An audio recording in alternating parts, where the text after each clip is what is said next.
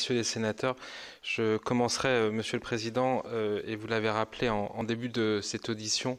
par avoir une pensée avec l'ensemble de mes collègues du groupe Écologie et Solidarité en mémoire à notre camarade Louis Sarrazin, puisque nous avons en effet partagé de nombreux combats tous ensemble. Monsieur le Président, vous avez indiqué en effet que nos travaux de cette semaine ont porté sur une large part sur les droits des femmes. Vous me permettrez de commencer par un autre sujet qui est celui du budget des affaires sociales, puisque en effet mon collègue Renaud Lebert en a parlé. Cette année, le budget des affaires sociales commence avec une augmentation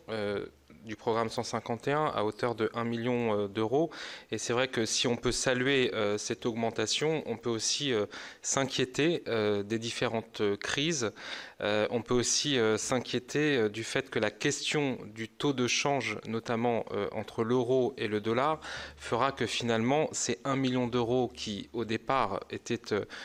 une ambition assumée risquent finalement d'être extrêmement consommés rapidement. À cet égard, je voudrais souligner que notre Assemblée a voté cet après-midi une résolution à l'initiative de mon collègue Franck Barthélemy, qui est en Inde, avec notre collègue Denis Glock au Costa Rica. Cette résolution vise à mettre en lumière le fait que lors de l'audition du ministre délégué Olivier Becht devant votre groupe d'études, celui-ci a annoncé des crédits résiduels sur l'aide SOS Covid à 3,6 millions d'euros. Nous souhaitons attirer l'attention des parlementaires sur le fait que si ce reliquat de 3,6 millions d'euros existe bien, il serait peut-être très utile que celui-ci soit affecté premièrement à la Caisse des Français de l'étranger sur une partie de ce budget pour faire en sorte d'accompagner nos compatriotes sur la catégorie aidée, dite la troisième catégorie, et enfin peut-être de s'assurer que le reste de ce résidu puisse venir en soutien à une augmentation des taux de base pour l'ensemble des aides sociales. Sur ce point, et nous aurons l'occasion probablement d'en revenir dans d'autres auditions, parce que c'est finalement un sujet au long cours, je crois que notre commission souhaite attirer l'attention du législateur sur le fait qu'aujourd'hui, le calcul même de ces taux de base n'est plus en réalité avec ce que nous vivons en étant français à l'étranger. Le monde est traversé de crises diverses et multiples, et calculer des taux de base en année N-1 pour des aides sociales qui vont être données donc une année après, vous voyez que ça n'est pas logique, et probablement que le législateur pourrait réfléchir à faire évoluer ce dispositif. Vous avez, Monsieur le Président, Mesdames les sénatrices et Messieurs les sénateurs,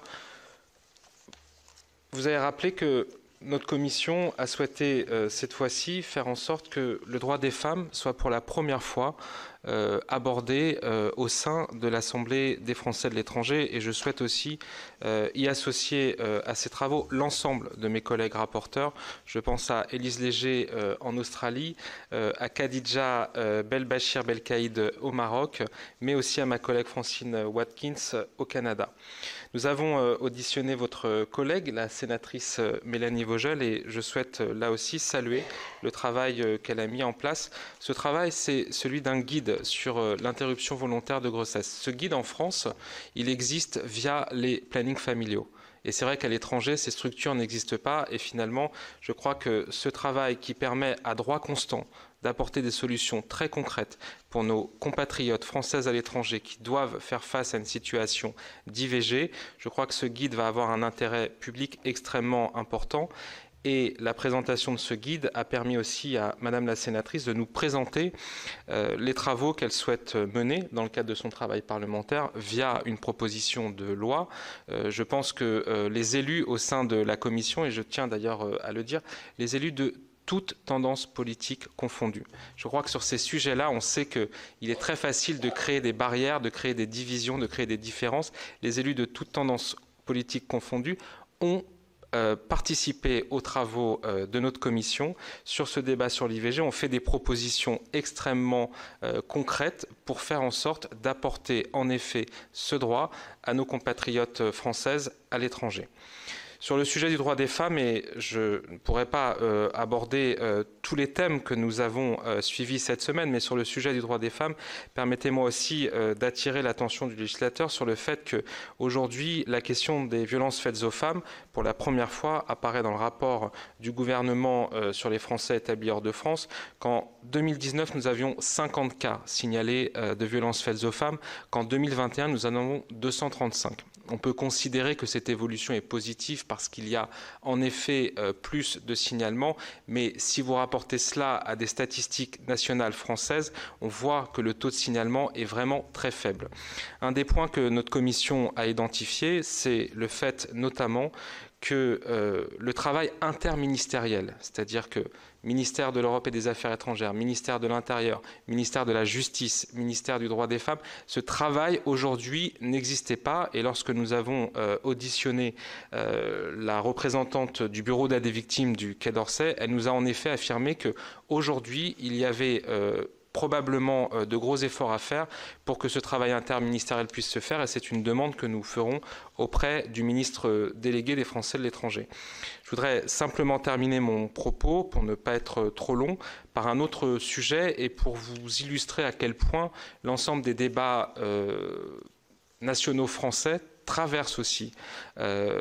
finalement ce que souhaitent et ce que pensent les Français de l'étranger. Ce point, c'est sur le débat national sur la fin de vie qui a été ouvert par le président de la République. À l'heure où nous parlons, sur ce débat national sur la fin de vie, les Français de l'étranger ne sont pas associés à ce débat. Notre commission a souhaité porter une résolution pour demander au Conseil économique, social et environnemental qui a la charge de conduire ce débat, mais aussi pour demander à l'ensemble des responsables gouvernementaux et probablement aussi à vous parlementaires de faire en sorte d'intégrer les conseillers des Français de l'étranger, mais tout simplement aussi les citoyennes et citoyens français de l'étranger, afin qu'ils puissent être consultés sur cette question de la fin de vie. Et je terminerai là-dessus parce que nous avons un sujet très concret sur les Français de l'étranger, c'est celui de pouvoir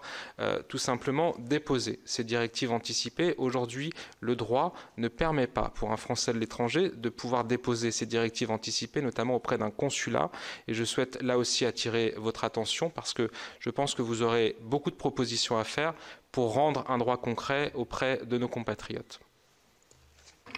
Merci beaucoup, Monsieur le Président, pour avoir rappelé les priorités de votre commission cette semaine, budget des affaires sociales, CFE, droits des femmes, participation au débat sur la fin de vie. Merci.